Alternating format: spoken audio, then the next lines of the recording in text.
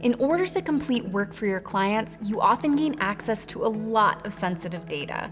In addition, you also take their sensitive payment information to charge them for your website services. Access to our clients' accounts, data, and payment info should be treated with the greatest care.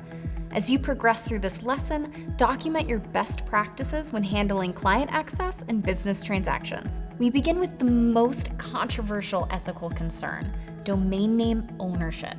In order to make the process of setting up a website fast, with little back and forth from the client, web designers and developers will purchase the domain instead of the client. The good news is, domains can be easily transferred. The domain name should always be owned by the client, with access delegated to the developer for managing DNS records. Companies like GoDaddy allow navigating the situation with ease by becoming a domain reseller or using the Pro Delegated Access feature for users' accounts. With that in mind, work with software and asset providers that are built for agency-client relationships and have delegate features. We want our clients to be responsible for their recurring payments, licenses, domains, and hosting bills, all while still accessing that data ourselves. Companies that are built for web designers and developers recognize this need and have created various ways to safely access others' accounts. Make sure clients are aware of any account that is connected to their website. There is a chance you won't be their web designer or developer forever. To leave them without knowledge of all the accounts that help their website function is unethical.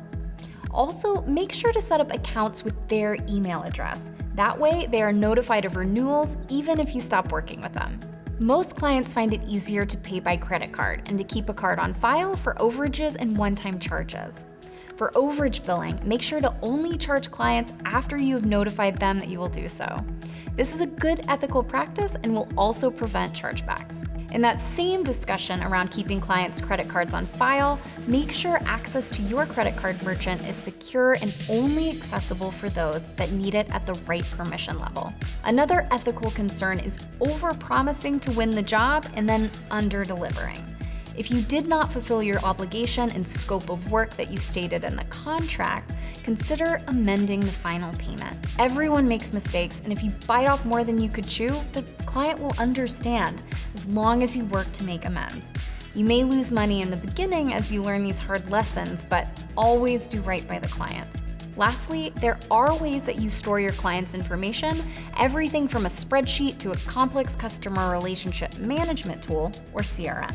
Make sure to keep your client's data secure. Listing passwords or credit card numbers unencrypted in a spreadsheet is unethical and a big security risk. Sensitive data should also be encrypted. Use a password manager to store sensitive data as it encrypts the information.